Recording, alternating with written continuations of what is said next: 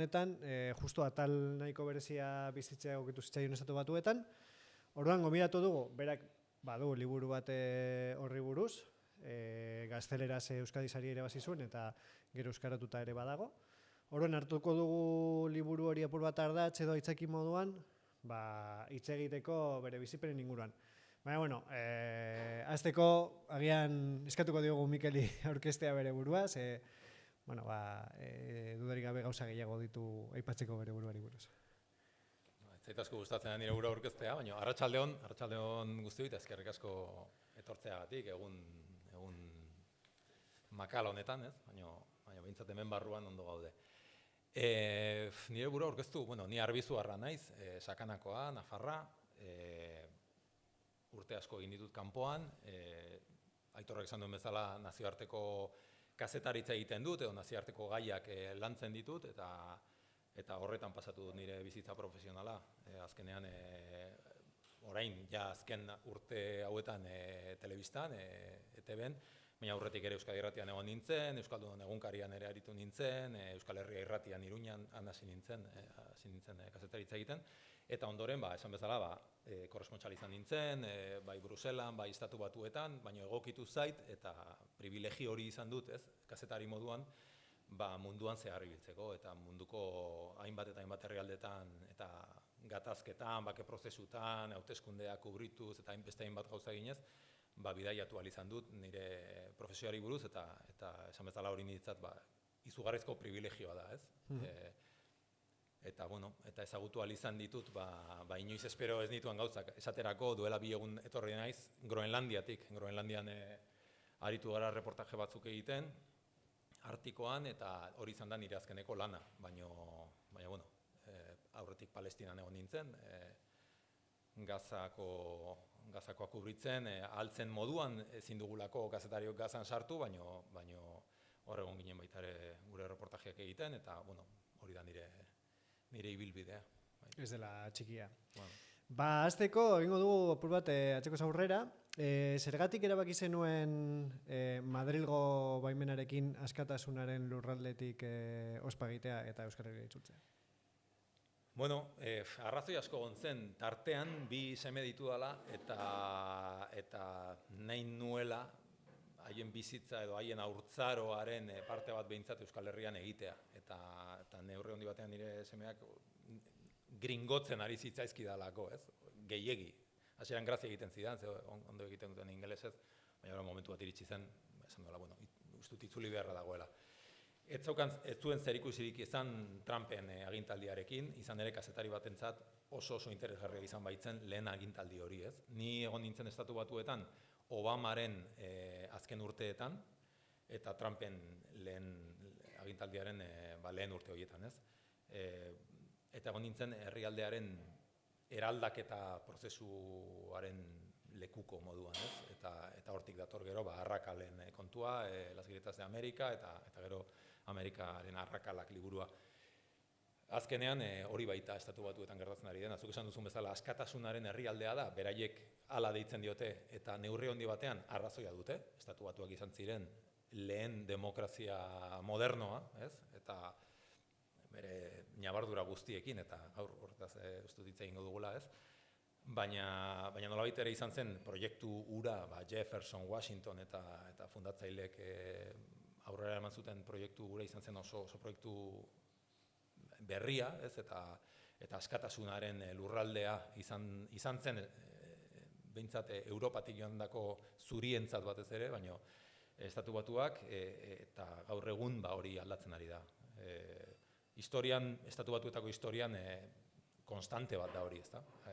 Aurrera pauso, atzera pauso horiek, ez? Konkista sozial asko Estatu Batuetatik datozelako, eta askatasun asko gaur hemen Europan ere ditugunak Estatu Batuetan lortu izan dira, ez? Eta hor badaude adibide asko, azken hamarkadetan izandako hainbat konturekin, kontu sozialekin besteak beste, ez? LGTBI komunitatearen eskubideak, feminismoaren 70ko hamarkadako iraultza, ez? Estatu Batuetan izan zena, eta beste hainbat konkista handik datoz. Beraz, esan liteke, askatasunen lurraldea ere badela, baino beti egon da hor supremazia zuriaren boterea, ez?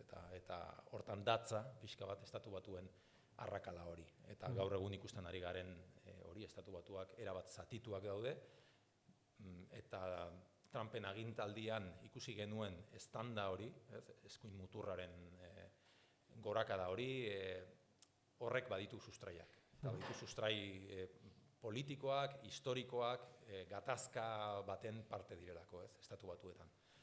Eta hori da. Astearren, aipatu duzu, zu han zinela, hasi zela Donald Trumpen fenomenoa. Ez ja presidente izatea, baizik eta fenomenoa. Nola bizi izan zenuen lehenengo une horiek, zerbait bitxia moduan, zerbait beldurgarri moduan, liburuan aipatzen duzu, ez? Zeudela ere eztabaida jendearen artean, hau arrazista da, hau ez da arrazista. Nola bizi izan zenuen zure kasuan? Trump fenomenoa berez sortu zen Obamaren agintaldian. Nik gogoratzen dut, nik kubritu izan ditut hainbat presidenteren hauteskunde gauak, ez? Baina agian interesgarriena izan nintzen Bushen azkeneko hauteskundeetan, Bushek irabazitako azkeneko hauteskundeetan, eta Obamaren lehen agintaldiaren hauteskunde gau hartan, ez? Chicagon izan zen 2008an, eta gogoratzen dut kazetari askok, eta munduko nik esanen nuke hedabide guztiek oso antzeko izenburuak erabili genituela gau hartan, ez? Eta izan zen, hau aurrerapauso historiko bat da, Estatu Batuek lehen presidente beltza hautatu dute, ez? Barack Obama, goratzen dut New York Timesek esaterako esan zuela arrazakeriaren esiak eraitsi ditu Estatu Batuetan, amaitu da gatazka arraziala Estatu Batuetan, ez? Eta askok benetan sinetsi genuen momentu horretan hori gertatzen ari zela Estatu Batuetan, aldaketa handi hori benetan gertatzen ari zela. Lehen aldiz, presidente beltz bat hautatu zutelako Estatu Batuarrek. Eta horrek, nolabait ere sortu zuen Estatu Batuetako gizartean, gogoratu behar da, gehiengo batean, zuria, kontserbadorea eta kristaua den gizarte batean, kriston erreakzioa. Eta erreakzio horrek ekarri zuen gerora Trump fenomenoa. Trumpek nolabait ere kapitalizatu zuen amorru hori, supremazia zuriaren erreakzio hori, ez? Nik usten badiazu, azalduko dut, liburuan erabiltzen duan metafora bat, ze uste dut oso ongi irudikatzen duela Estatu Batuetako gatazka arrazial honen sustraia, ez? Eta da araknido handiarena, ez? Araknido handia, nire ustez, da Estatu Batuetako demokrazia sortu zuten momentuan, hau da, Jefferson, Washington eta enparauek konstituzio eta independentzia deklarazioa sinatu zuten unean, beraiek sortu zuten demokrazia bat, lehen demokrazia liberala, demokrazia modernoa munduan. Baina beraiek sortu zituzten askatasun horiek eta konstituzio horretan eta independentzia adierazpen horretan idatzi zituzten askatasun horiek aitortzen ari ziren momentuan, hasieratik supremazia zuriaren boterea hor geratu zen. Sortutako egitura horren abe eta zutabeen artean, ez? Nolabait ere, araknido erraldoi horrek bere armi-arma sarea eraiki zuen. Ez da ahaztu behar, Jefferson, Washington eta gainerako aitazu fundatzaile guztiak esklabo jabeak zirela, ez? Jauntxo esklabistak zirela, denek zituzten esklaboak, eta gainera, Estatu Batuetako lehen demokrazia horren ekonomiaren oinarria lan esku esklaboa izan zela, ez? Afrikatik ekarritako milaka eta milaka gizon emakumeren doako lan hori izan zela hango plantazioetan sortu zen ekonomiaren oinarria. Beraz, hasieratik bekatu original hori Estatu Batuetan bertan egonda, ez? Eta araknido horrek etengabe aurrera pauso guztiak eman direnean, eta horren aurkako nolabaiteko erresistentziak aurrera pausoak eman dituenean, berriz ere berreraiki du bere armi-arma sare hori, supremazia zuriaren armi-arma sarea, izan ere supremazia zuria sistemikoa baita Estatu Batuetan, ez? Eta hori ikusi zen esaterako Gerra Zibilaren ostean. Gerra Zibilan Estatu Batuek lortu zuten esklabotzarekin amaitzea, ez? Abolitzea esklabotza hegoaldeko estatuetan. Baina iparraldeko batasunaren tropek hegoaldea militarki okupatu ondoren erretiratu zirenean, handik 10 urtetara, berriz ere hasi ziren Jim Crow legeak onartzen, ez? Hau da, lege segregazionistak inposatzen beltzei, indigenei eta beste hainbat kolektibori, ez? Eta hori, behin eta berriz errepikatu da historian zehar. 1975ean Martin Luther King eta bere jarraitzaileek lortzen dutenean boto eskubidea guztientzat, hau da, afroamerikarrek boto eskubidea izatea eta eskubide zibilen legea onartzea Kongresuan, berehala datoz Nixonen urteak, berriz ere segregazioa itzultzen da Mississippi bezalako estatuetara, berriz ere erreakzio hori dago, ez? Berriz ere armi-arma handi horrek bere armi-arma sarea berreraikitzen du. Eta hain zuzen ere, Obama lehen presidente beltza hautatzen dutenean, Chicagon, azaroko gau epel hartan, horrelako, ez dakit, gauza ikaragarria ikusi genuenean, 1 milioi bat pertsona gehienak afroamerikarrak gaura ospatzen, momentu horretan araknido handia hasi zen berriz ere bere armi-arma sarea eraikitzen. Eta hori izan zen, hain zuzen ere, Obamaren urteetan gertatu zen fenomenoa. Eskuin muturreko hainbat eta hainbat talde sortu ziren. Eskuinaren diskurtsoa izan zen, Obamaren aurkakoa era bat, baina nolabait ere Obama ezarriz Amerikaren kontrako, ezagit, anti-Amerika bezala, ez? Amerika, badakit kontinente bat dela, norbaitek ez esan baino lehen, baina Amerika da baita ere, estatu batuarrek haien herrialdeari deitzen dioten modua, eta nolabait ere nik kontzeptu bezala ikusten dut Amerika, ez? Hau da, imperioaren kontzeptu hori. Eta Obama irudikatu zuten, hain zuzen ere, horren kontrako irudi bezala, ez? Eta horri zen Obamacare, osasun erreformaren aurkako diskurtsoak, eta wokismoa ere salatzen zuten, hainbat mugimendu, eta eskuin muturreko mugimendu horiek, mugimendu supremazisteak, biderkatzen joan ziren estatu batuetan zehar. Talde armatuak baita ere sortu ziren, milizia asko sortu ziren garai horretan, Obamaren azken urte horietan, eta horrekin batera, baita ere, komunitate afroamerikarrak, eta ez bakarrik afroamerikarrak, baita ere indigenak, hispanoak, estatu batuar asiarrak, hasi ziren mobilizatzen baita ere Obamaren aurka. Izan ere Obamaren urteetan, eta gero negozu hortaz ere hitz egin dezakegu, gure, bazekin noiz hasi ziren gure telefonoak kamera bat izaten, 2012, 2013, 2014, hor hasi ziren pixka zabaltzen, telefono mugikorrak kamerarekin eta bideoak grabatzen. Orduan hasi ginen ikusten, estatu batuetako historia guztian gertatu izan zen fenomeno bat, eta da nola poliziak gazte beltzak hiltzen dituen. Eta hori ikusten hasi ginenean, hor sortu zen beste mugimendu bat, Black Lives Matter mugimendua, beltzen bizitzek inporta dute, eta hor gertatu zen talka, eta hor ireki zen berriz ere arrakala. Beraz, Trump fenomenoa dator, eta baditu sustrai oso sakonak estatu batuetako historian, eta dator hain zuzen ere erreakzio batetik, ez? Eta horrela ulertu behar da. Eta horrela irabazi zituen 2016ko hauteskundeak Trumpek. Jakin izan zuelako, amorru hori, eta lehen presidente beltzaren aurkako giro horrek sortutako energia hori kapitalizatzen.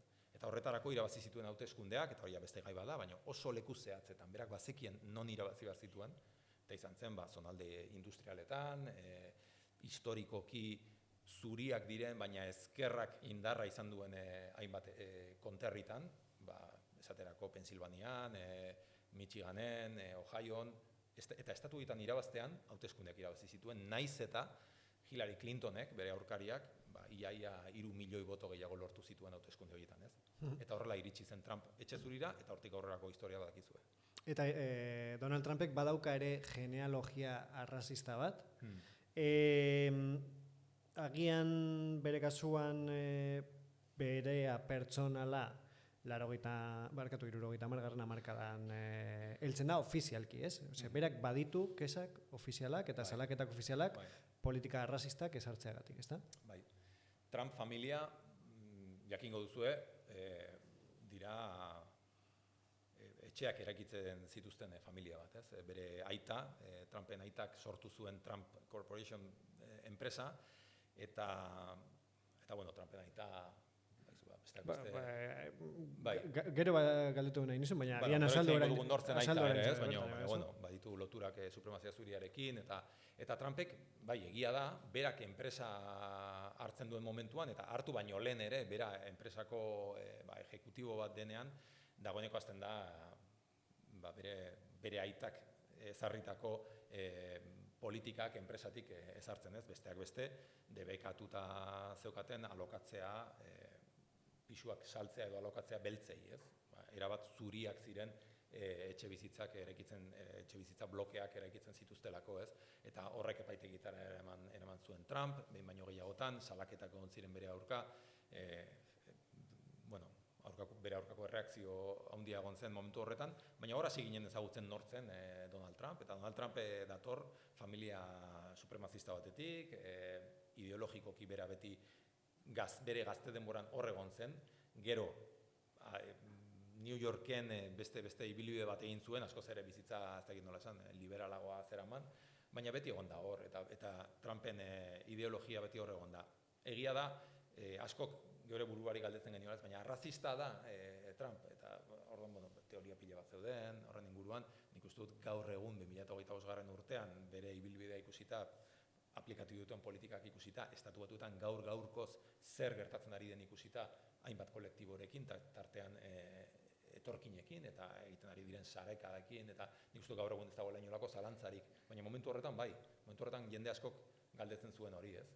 Eta bueno, gerora demostratu den bezala, baina Trump fenomenoak nik ezberdindu nahi du baita ere, bere botoemaleak eta Trump nor den, ez? Ze botoemaleen artean, Trumpek eta azken hauteskundeotan, iaz izan ziren hauteskundeetan oso argi geratu da, ez dira supremazia zuriak boto ematen dietenak, Trump fenomeno mainstream bat da, fenomeno erabat zabala, hainbat kolektibok bozkatzen diote, oso arrazoi ezberdinengatik, estatu batuetan bi alderdi baino ez daudelako eta alternatibarik ez dagoelako, beraz, baino berak, inolako zalantzari gabe, eta bere familia ere, argi dago norden, ez? Bere familia, bere aita aipatu duzu, Ku Klux Klaneko manifestazio batean atxilotu zuten, eta gainera Guti Guthrieren abesti batean ere agertzen da, hain zuzen bere enpresa proiektuagatik, ezta? Bai, Fred Trump, Donald Trumpen aita, izan zen konstruktore bat, New York inguruan eta Queensen etxeak eraikitzen zituena, eta hor badago leku bat, ezakit Coney Island ezagutzen duzuen, Coney Island da New Yorkeko hondartza, eta hondartza horretan horrelako parke bat dago, ez? Noria eta munduko lehen mendi errusiarra dagoen lekua da. Bueno, kontua da, hor ondoan badagoela etxe bizitza bloke handi bat, Heaven. Kontua da, hor ondoan, eta hori Trumpek eraiki zuen, veteranoen familientzat, ez? Eta Trumpek beti bezala, bere betiko politika aplikatuko zuen, eta beltzei ez zizkien pisuak alokatzen, etxe bizitza horietan nahizuelako komunitate zuria izatea egunean, ez? Eta hor, protestak izan ziren, Trumpekin gerora egongo ziren bezala, eta Woody Guthrie, ezagutzen zuen Woody Guthrie da Bob Dylanen aita artistikoa esan ezagunez, eta da estatu batuetan antifasismoaren ikur bat, zen abeslari, Oklahomako abeslari bat, cowboy antifasista deitzen zioten, Bigarren Mundu Gerran aritutakoa izan zen, eta berak bere gitarrei jartzen ziren horrelako pegatina bat, non irakur zitekeen makina honek fascistak hiltzen ditu. Makina honek fascistak hiltzen ditu. Woody Guthrie, eta nire liburuan musikari ere asko erreparatu dio, eta hain ere nik uste dudalako musika izan dela estatu batuetan erresistentzia, supremazismoaren kontrako erresistentziaren nolabaiteko kanal bat, ez? Eta oso argi ikusten da musika munduak nola beti aurre egin dio azkenan supremaziari, ez? Eta Woody Guthrie izan zen horren lehen adibidea, ez? Eta Woody Guthrie idatzi zuen nahi zuzen ere kanta bat Trumpen politika hori salatuz. Old Man Trump deitzen den abesti bat. Hain zuzen ere Fred Trump, Donald Trumpen aitari zuzendutakoa. Aipatu duzu, Estatu Batuetako musika korronte batek, fasismoari egin diola aurre eta baina badago bestelakoa ere. Eta guretzat oso familiarra dena, eta oso ezaguna dena, eta nik uste dut interesgarria dela azaltzea zein den Sweet Home Alabamaren historia, ze atzean badago historia bat, ez? Eta guretzat guztiz ezaguna eta pein irakurrita, nahiko erregarria. Bai, lehen esan dut, Estatu Batuetan musika izan dela nolabait ere, ez, supremazia zuriaren aurkako kanal bat, baina egia da baita ere, hegoaldean, nolabait ere kulturalki, rock and rolla oso lotua egon dela hegoaldeko kulturarekin. Eta hegoaldeko kultura da, bandera konfederatua, simbolo bezala, eta da esklabotza, ez? Eta arrazakeria. Eta hor, Sweet Home Alabama kantua da horren adibide bat, ez? Ni ez dizuet kanta hori zorratu nahi, zen nire asko usan zedan kanta bat da, eta askotan kantatu eta entzun dudan kanta bat da, baina Sweet Home Alabamak hain zuzen ere irudikatzen du, hain zuzen hegoaldeko kulturaren arrotasuna, ez? Eta da, besteak beste Neil Youngek egindako Alabama izeneko kantuari egindako erantzuna, ez? Lynyrd Skynyrd Alabamako taldeak idatzitako kanta bat, eta Neil Youngi erantzuten diote, ez? Berak egiten dituen kritikak arrazakeriaren inguruan, segregazioaren inguruan, eta esatu dute, Sweet Home Alabama, oda nire etxea Alabama da, eta nolabait ere aldarrikatzen du hegoaldeko kultura hori, ez? Bueno, bromak aparte, Sweet Home Alabama, interpretazio ezberdina daude kanta horren inguruan, baino egia da, nolabait ere, hegoaldearen arrotasuna aldarrikatzen duela.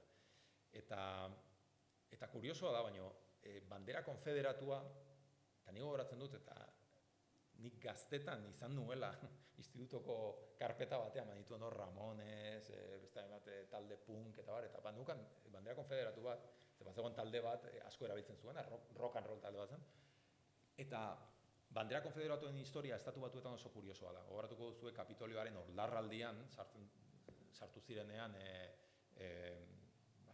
supremazista eta era guztietako trampista, milizia eta bar, lehen aldiz, tipo batek eraman zuela bandera konfederatu bat, eta lehen aldiz sartu zen bandera konfederatua Estatu Batuetako Kapitolioan, ez? Eta horrek gogorazi zidan ze historia kuriosa daukan bandera konfederatuak, bai, rock and rollaren simbolo bat izan da, baina era berean izan da arrazakeriaren simbolo hegoaldeko estatuetan. Hegoaldeko estatu guztiek zeukaten bere bandera ofizialean, bandera konfederatua. Alabamak, Mississippi, Georgiak, Louisianak, eta beste hainbat estatu. Eta azken urteotan, Obamaren urteetan hain zuzen ere, abolitu egin dute bandera hori, eta kendu egin zituzten bandera horiek, ez? Eta azkena Mississippi izan zen, duela gutxi kendu zuen bandera konfederatua. Beraz, simboloak ere badaukate garrantzia, ez? Eta Sweet Home Alabamaren historia ere hortik. Eta orain, helduko digu lehen airean utzi duzun kontu bati, jende askok bozkatzen diola Trumpi, ez derrigorrez zuri supremazistak, eta zuk ere liburuan aipatzen duzu beltz askok Obamaren ondoren ondo ikusten dutela, ondo. Zaila da zuk azalduko duzu, baina ondo ikusten dute Donald Trump bezalako tipo batek gobernatzea, ez? Eurek izan dute Obama 8 urtez, eta ez dute nabaritu benetan arrazismoaren kontrako politika bat egon denik Estatu Batuetako gobernuan, eta orduan esaten dute, hau izateko nahiago dugu, ez zuritzea, ez? Zuzenean, horrelako tipo bat etortzea. Bai, Kwame Rose da, nik nire ezagun bat, Black Lives Matter mugimenduko buruetako bat, ez? Buru, edo bintzate ordezkari ezagunenetako bat. Eta Kwame Rosek esaten zuena da, hainbat presidente egon direla Estatu Batuetan, azken hamarkadetan, eta guztiak izan direla arrazistak, modu batera edo bestera. Arrazakeria sistemikoarekin amaitzeko ez dutelako ezer egin, ez dutelako nahikoa egin. Eta Trump dela, berdina dela, baina Trumpek ez duela bere burua mozorrotzen. Nolabait ere, Trumpek Estatu Batuetara ekarri duena, eta nik uste dut Europara ere kutsatu duen diskurtso horrek, nolabait ere egin duena izan da, politikoki zuzena zen hizkuntza bat ezabatu. Berak orain woke edo eskuinetik woke deitzen den diskurtso hori, baina ez hori soilik. Nik esan den duke, 60ko hamarkadatik ona, Estatu Batuetan hizkuntzari asko erreparatu zaiola, arrazista ez izatu. The N-word, N-ez hasten den hitz hori Estatu Batuetan ez inork ezin duena esan, eta hizkuntzak hor pisu handia izan du. Nolabait ere arrazakeria estaltzeko. Eta Kwame Rosek esaten zuena da, hizkuntza nolabait ere erabili izana modu horretan, egin duena izan dela kamuflatu edo estali edo ezkutatu benetako arazoa, eta benetako arazoa da izugarrizko desberdintasun sozialak eta ekonomikoak daudela beltz eta zurien artean, hispano eta indigenak ere zer esanik ez Estatu Batuetan. Hori da benetako arazoa, edo justizia sisteman, edo kartzeletan dagoen populazio beltz eta hispanoa zenbaterainokoa den, edo etxe bizitza politiketan dauden ezberdintasunak, edo hezkuntzan dauden oraindik ere existitzen diren ezberdintasun handiak. Orduan, horiek dira benetako arazoak, eta hori da benetan egiturazko arrazakeria Estatu Batuetan, eta ez hizkuntza. Eta Trumpek hizkuntza hori ezabatzean, eta hizkuntza hori, Trump badakizu nolakoa den, Trumpek ez du inolako eufemismorik erabiltzen, gauzak esaten ditu, pentsatzen dituen moduan. Kwame Rosek esaten zuen, hau besteak bezain arrazista da, baina behintzat badakigu. Nondik datorren, badakigu zer esan nahi duen, eta ulertu egiten dugu esaten duena. Hortik zetorren bere hausnarketa hori, eta jende askoren hausnarketa baita, nik uste dut horrela izan dela. Ez dut uste, kolektibo horiek, afroamerikarren kolektiboak esaterako, babesten duenik Trump, gehiengoak ez du babesten hori argi dago, ez? Hala ere, egia da, azken hauteskundeetan gauzak asko aldatu direla, eta azken hauteskundeotan botoa emateko klabea aldatu egin da. Eta dagoeneko ez da gatazkaren inguruan edo arrakala horren inguruan lerratu jendea, eta jende askok esan du, bat, Joe Bidenen gobernua nolabait ere izan da, batez ere azken hilabeteetan agonia luze bat. Fraude bat eta agonia bat, Biden nola ikusi duten. Kamala Harris etzen hautagai ezagun bat, Kamala Harrisek ez du ilusiorik piztu gizartean, eta jende askok nahiago izan dute aldaketa, eta nahiago izan dute motibo ekonomikoengatik, edo Trumpen gestioa nolabait ere, edo gestioak baduelako, prestigio bat Estatu Batuetan, guri agian irudituko zaigu gauza ikaragarri bat, baina hala da, eta jende askok hori baloratzen du, eta egia da, Trumpekin ziklo ekonomikoa ere ez dela oso txarra, egia da inflazioaren krisia Bideni tokatu zitzaiola bere azken agintaldian, eta nolabait ere Bidenen aurkako erreakzio bezala Trumpi bozkatu diola jende askok, eta gainera, orban hori, Trumpismoaren orbana, zabaldu da baita ere beste kolektibo horietara. Latino asko bozkatu diote oraingoan, asko. Eta latinoen komunitate Estatu Batuetan oso bitxia da, ez, eta oso anitza da baita ere. Ez dauka zer ikusirik Floridako kolektibo kubatarrak, New Yorkeko Puerto Ricoko etorkinekin, ez? Edo Kaliforniako Mexikarrekin.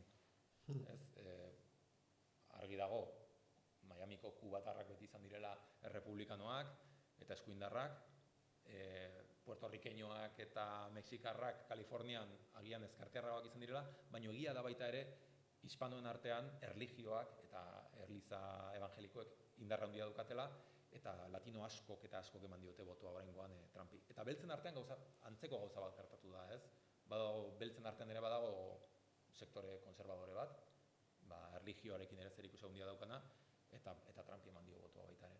Baina ez duke esanen beltzen gehiengoak babesten duenik Trump Obamarekin konparatuta. Egia da Obamaren urteetan gauzak ez zirela hobetu. Obama segurazki saiatuko zen gauza asko aldatzen, baina ez zuen ezer egin azkenean, justizia sistema, eta hori da klabea estatu batuetan, ez da aldatu. Eta gazte beltzek, lehen esan dudan bezala, ikusi dute nola poliziaren indarkeria areagotu den, nola arrazakeria publiko egin den eta sare sozialetan etengabe ikusi ditugun hilketa horiek, ez? Azken aldian nik uste dut atentzio horik ere ez diogula ematen, baina 2015-16 hor gertatu zen adibidez Michael Brownen kasua Missourin. Michael Brown 18 urteko gazte bat zen eta poliziak gelditu zuen auzoan, paperak eskatu zizkion eta mugimendu arraro bat egin zuelako 8 tiro sartu zizkioten, ez? Gauza bera gertatu zen, ehunka eta ehunka kasu daude, estatu batuetan, ehunka ez milaka, urtero 1000-tik gora izaten dirako, eta azken urteotan asko izan dira poliziak hildako gazten kasuak, ez? Baina adibidez Freddie Grayren kasua ere izan zen berezia, Baltimore hirian, poliziaren furgoneta batean hil zen, inork ez daki oso ondo nola, lepoa utzita agertu zen, eta hil zen, eta horrek ekarri zituen Baltimoreko protestak. Eta protesta horietan indartu zen Black Lives Matter mugimendua, eta hori Obamaren urteetan gertatu zen. Hor, zuk aipatzen duzu, Obamak ez duela Black Lives Matterren alde egiten.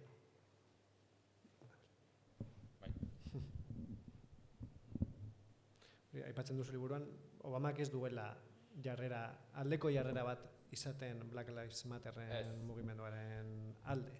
Ez, Obamaren urteetan Black Lives Matterrek zarata asko egin zuen. Izan zen, segurazki Malcolm X eta Martin Luther Kingen garai horretatik eskubide zibilen alde izan den mugimendu handiena, baina Obama lerratu da nolabait ere Martin Luther Kingekin eta mugimenduarekin, eta Martin Luther Kingen semea beti izan da Obamaren mitinetan, nik bitan elkarrezkeratu ahal izan nuen, eta beti egon da hor, eskubide zibilen ordezkari bezala, eta eskubide zibilen ordezkari historikoak ere hor egon dira beti, ez?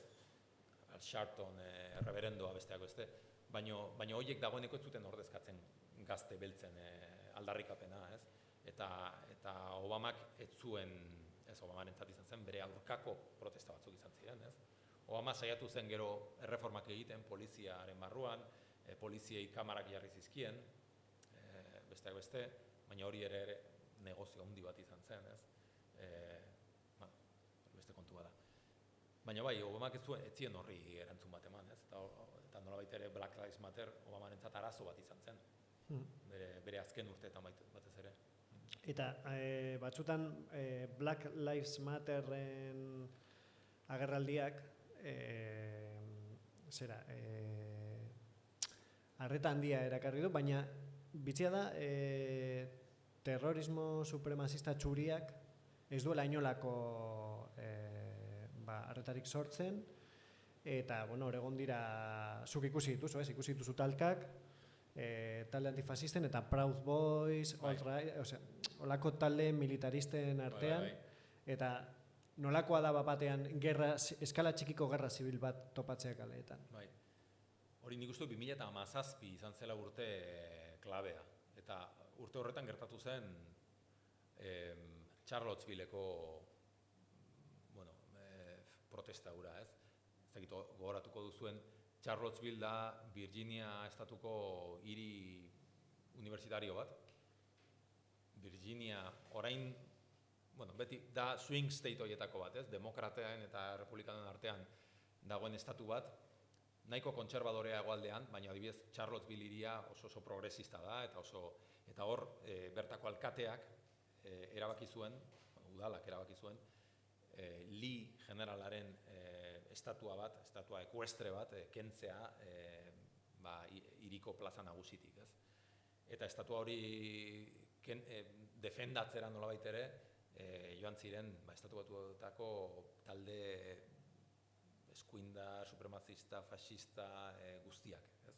Eta izan zen alt-right izeneko mugimendua, alt-right ditzen zioten mugimendu horrek deitua. Eskuin alternatiboa. Eskuin alternatiboa, edo bai, hori da.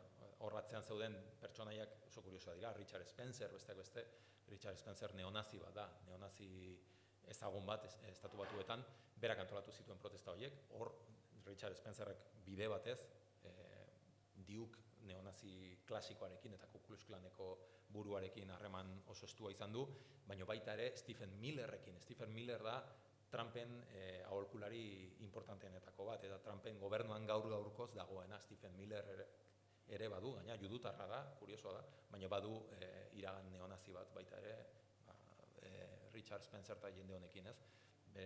Talde horretan. Bueno, Spencer honek deitu zuen mugimendu horrek oso gaizka amaitu zuen, ez? Charlottesville hirira joan ziren Ku Klux Klan, Ku Klux Klan existitzen da gaurkoz, Nik goratzen dute San Luis hirian, Fergusonen hil zutenean Michael Brown gazte hau, protestak izan zirela, Black Lives Matterrek protestak egin zituen, kaldera irten ziren, eta Michael Brownen familiarentzat diru bilketa bat izan zen. Eta modu paraleloan, Missouriko Ku Klux Klan taldeak, Ku Klux Klan existitzen baita oraindik talde bezala, beste diru bilketa bat egin zuen, Mike Brown hil zuen poliziari laguntzeko, ez? Eta abokatuak ordaintzeko, eta orain ez du gogoratzen kantitatea zen batzen, baina imaginatu izan zen, Ku Klux Klanek bildutako dirutza izan zen, Black Lives Matterrek bildu zuenaren 10 aldiz handiagoa, ez? Eta ni egon nintzen diru bilketa horretan, gainera. Eta jende ikusi nuen, jendean nola joten zen, diru ematen zuen, eta zer nolako indarra zeukan Ku Klux Klanek. Eta Ku Klux Klan izan zen, besteak beste, Charlottesville hiri horretan, egun horretan, Lee general konfederatuaren estatua defenditzera joan zen taldeetako bat, hainbat estatutatik joan ziren. Baita ere, milizia armatuak, estatu batuetan kontutan hartu, milizia armatuak oso zaharrak direla, konstituzioak berak aitortzen du armak izateko eskubidea eta miliziak sortzeko eskubidea. Kontua da gaurkoz milizia armatu guztiak estatu batuetan eskuin muturrekoak direla eta supremazistak direla. Eta ara joan ziren, Arizonakoak, gero Proud Boys bezalako talde neofasistak baita ere, eta hori guztiak egin zuten horrelako zirko erraldoi bat Charlottesvilleen, eta horien aurka joan ziren antifak, antifasistak. Estatu batuetako hainbat talde antifasistak konbokatoria egin zuten horren aurka, kontramanifestazioak egon ziren, eta izugarrizko, zuk esan duzun bezala, iaia gerra zibil bat gertatu zen, ez? Gaina kontutan hartu armak zituztela, antifasisten artean ere bazen jende armatua, eta hor gertatu zen, hain zuzen ere, Heather Heyerren hilketa, ez? Gazte neonazi batek, Ohioko gazte neonazi batek kotxea hartu eta manifestazio antifasistaren aurka egin zuen, horrelako estilo jihadistan, ez? Eta zauritu pilatu utzi zituen, eta tartean Heather Heyer gazte antifasista hil zuen, ez? Eta horrek irudikatzen du, niretzako arrakala eta bere muturreenean, ez? Eta 2017an nola zegoen estatu batuetako giroa, ez? Trumpek behin hauteskundeak irabazita. Gerra zibilaren arriskua askotan aipatu da, ez? Eta talde armatu edo milizia armatuen boterea ere bai gertatu izan da, eta dagoeneko ahaztu zaigu, baina Michiganeko Kapitoliora sartu zen milizia armatu bat, iaia estatu kolpe bat gertatu zen da, gero Kapitolioaren aurkako oldarraldian ere milizia armatuak egon ziren. Beraz, arrisku hori esan nuke oraindik ere hor dagoela. Ez dela gehiagora iritsi, baina Charlottesville izan zen inflexio puntu bat. Eta zu nola bizi zenuen indarkeria, alde batetik da ikusgarria, baina bestetik apur da surreala ere bada milizia horiek eta sortzen duten giroa, edo, bueno, berez Kapitolioan bezala. Ez dakizula barregin edo negarregin. Bai, alde batetik da, holako, ez dakit, azkenan, estatu batuetako kultura oso barneratua daukagu, ez? Eta estatu batuetako propaganda bere lana egin du hamarkadetan eta belaunalditan, eta guk oso ezagunak ditugu simbolo horiek, jende hori, ez dakit, American History X denek ikusi dugu, edo ez dakit, lehen bandera konfederatuarekin esaten genuena, edo Ku Klux Klanen jantziak eta kapiroteak, ez? Eta hori ikusteak, egia da oso deigarria dela, baina gero konturatzen zara, benetan, Estatu Batuetan horrek baduela oinarri handi bat, ez? Eta oinarri hori edo sustrai historiko hori oso barneratua dago gizartean. Horregatik Estatu Batuetan, ja simbolo ez eta irudi kurioso ez haratago, nik uste dut Estatu Batuetan benetan bi gizarte paralelo daudela, ez? Eta nik askotan hori irudikatzen dut bi zinema aretoren irudirekin, ez? Badaude bi gizarte, bi zinema areto ezberdinetan, bi pelikula erabat ezberdin ikusten, ez?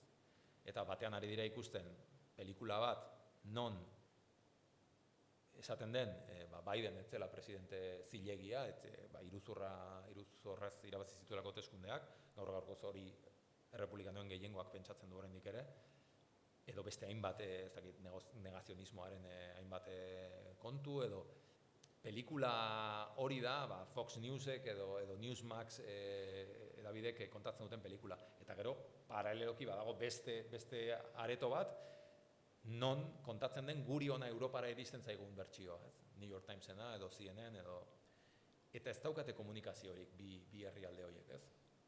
Eta nik uste dut hori dela benetan kezkagarria Estatu Batuetan, ez?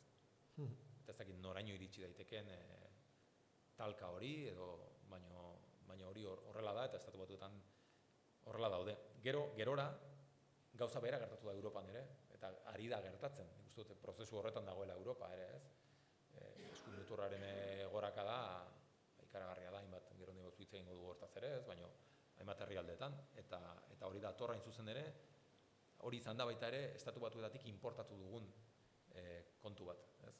Azkenean, Sarrain handiak uste dut esaten zuela, ez Euskal Herria Estatu Batuarra dela, ez? Eta egia da. Hemen gu nolabait ere satelite kultural bat izan gara denbora luzez, ez kulturala bakarrik, musika edo zinemari dagokionean, baina baita ere kultura politikoari dagokionean, eta hori oso barneratua dago hemen. Nik gogoratzen dut, Santiago Abascal eta Vox sortu zenean, esan zuten lehenengo gauzetako bat izan zela, guk askatasuna defendatzen ditu, askatasunaren defendatzaile gara. Eta horretarako, uste dugu armak libreki izan ditzakela edozein herritarrek, ez? Eta da, parodia bat ematen du, ez? Ematen du, Estatu Batuetatik ekarritako parodia bat, eta benetan bada, ze guk daukagun kultura hemen, gure kultura politikoa handik edaten du, baina ez daukaz zerikusirik askatasuna eta armen diskurtsoarekin. Estatu Batuetan askatasuna eta armak lotuta daude, eta kulturalki jendeak horrela ikusten du. Hori beste gai bada, armena. Baina kulturen, armen kultura hori ona ekartzea, baina beste kasu askotan formulak funtzionatu die, ez? Eta zuk zer uste duzu kopiatu duela eskuin muturrak? Donald Trumpen formulatik zez. Aipatzen dituzu hainbat pasartetan, Donald Trumpen gezurrak, baina gezur ez dela beharrezkoa betaurrekorik jartzea, gezurra ikusteko. Eta ere gehiago, Kapitolioaren sasi estatu kolpearen ostean, nik uste dut, apustu eginez gero guztiok esango genukela, ja, Donald Trump hilotz politikoa zela, baina berak ere izan du gaitasuna horri buelta emateko. Bai. Bueno, hori ezberdin du behar da alde batetik Donald Trump bera, ze Donald Trump bera da, izan da beti showman bat izan da, ez? Berak bazuen The Apprentice, nego lehiaketa bat telebistan, NBCen, eta hor nik uste dut entrenatu zuela bere burua, ez? Hor, ezagutzen zen The Apprentice programa zen, programa bat, non bakoit, jendeak proposamenak egiten zituen, enpresa bat sortzeko, eta gero bera zen jefea, eta berak kaleratu egiten zuen jendea, ez? Eta bere esaldi famatuena zen, you're fired, ez? Kalera, kanpora. Eta hori berak nik uste dut jendeak konektatu zuela baita ere pertsonaje horrekin, ez? Baina Trumpen, ez dakit nola esan, mentorea, Roy Cohn izan zen, bere abokatua urte luzez, 80ko hamarkadan, eta Roy Cohn dator makartismotik. Eta bere historia ere da, Roy Cohn izan zen, McCarthyren kolaboratzaile bat, McCarthy Oso aktiboa. senatariaren kolaboratzailea, oso aktiboa, Rosenberg bikotea, ez dakit kasu hori ezagutuko duzuen, ziren bikote judutar bat, 50ko hamarkadan Estatu Batuetan egotzi zieten, epaitu zituzten, Espioiak izateagatik. bai, espioi izateagatik, hain zuzen ere, Estatu Batuetako programa nuklearra filtratu zutelako ustez Sobiet Batasunera, ez? Eta horren ziren espioi sovietarrak, biak Estatu Batuarrak ziren, judutarrak, New Yorkekoak, eta bikote hori, ze bikote bat ziren, bi seme zituzten, eta bi seme horiek umezurtz utzi zituen epaiketa horren aktore nagusia izan zen Roy Cohn. Roy Cohn izan zen fiskala, eta lortu zuen Rosenbertarrak bikote hori aulki elektrikora eraman eta exekutatzea. Eta hori izan zen bere garaipen handienetako bat. Eta gero fiskal hori bihurtu zen Donald Trumpen abokatu eta mentore. Eta Donald Trumpek berari idatzi zioten liburu batean, aipatzen du Roy Cohn, eta esaten du Roy Cohnek eman zizkiola garaipenaren klabeak. Eta garaipenaren klabeak dira, besteak beste, asko dira, baina berak egiten horrelako dekalogo bat, besteak beste da, publizitate guztia ona da, zutaz gaizki hitz egin edo ondo hitz egin, publizitate guztia ona da, eta jendeak zutaz hitz egitea, ongi edo gaizki beti ona da, hiperbolea ona da, hiperbolea muturrera eramatea, hau da, gezurrak esan alizatea, beti konbentzimentu osoz,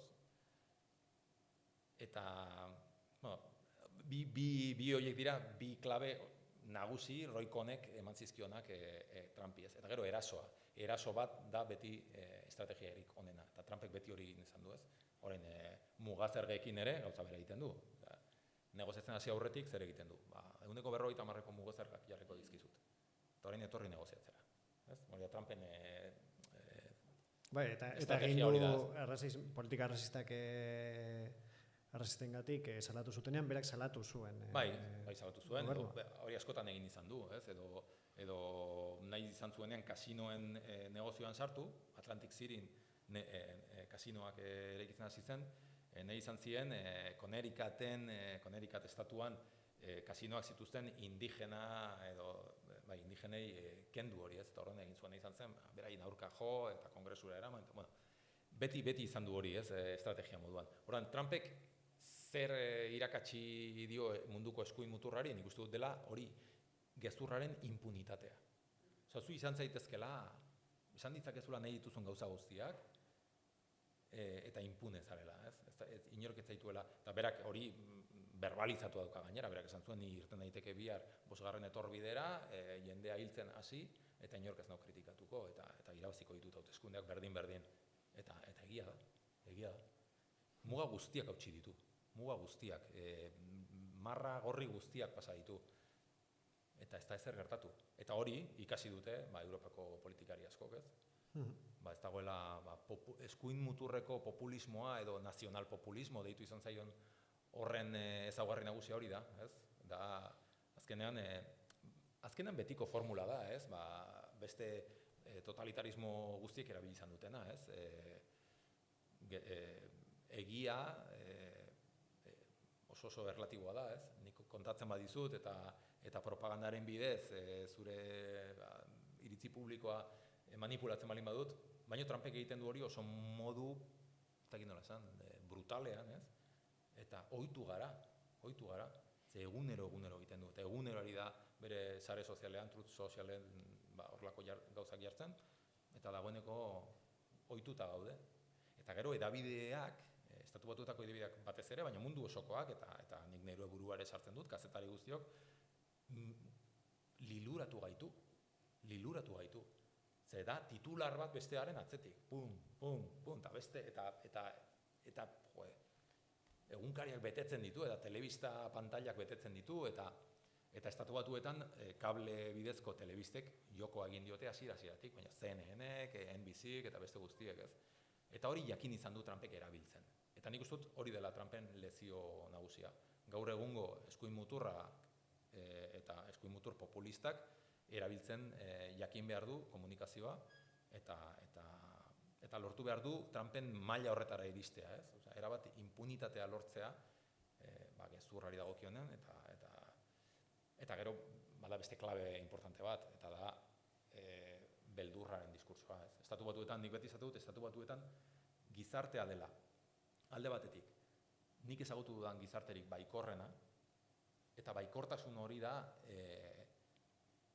segurazki Estatu Batuetako arrakasta ere ulertarazten duen klabetako bat. Oso gizarte baikorra da, dena da posible Estatu Batuetan, dena da, ez? Oso gizarte baikorra da, zentzu horretan, baikorra aurrera doana, baina gero da oso gizarte beldurtia. Oso gizarte beldurtia da. Eta beldurra da hauteskundeetan eta politikoki dagoen estrategiarik, ez dakit, eraginkorrena, edo? Bai, eraginkorrena, azkenean, ez? Estrategia segurua da, ez? Eta beldurraren diskurtsoa Trumpek oso ondo jakin izan du erabiltzen, etorkinen aurka, hasieratik esan zuen, mexikarrak dira, delinkuenteak, bortxatzaileak, terroristak, mugatik sartzen zaizkigu munduko gaizki guztiak, ez? Eta Estatu Batuetan kanpoko etxai hori oso ondo jakin izan zuen kanpokoa eta barrukoa, ez? Sortzen, eta beldurraren diskursoa izan zen klabetako bat bere garaipenerako, 2016an batez ere. Oraindik ere erabiltzen du, baina bai, azkenean da aseguru konpainiek egiten dutena, ez? Etxe joan, eta esan, zure auzoan ikusi dugu lapurretak izaten ari direla, eta alarma jarri beharko zenuke, eta teknika hori bera da, ez? Beldurra sartzea jendeari. Bai. Ordu bete daramago hemen hitz egiten apur bat. Gauza batzuk utzi ditugu tintontzien, baina agian galdetuko dugu jendeari gauzaren bat galdetu nahi duen.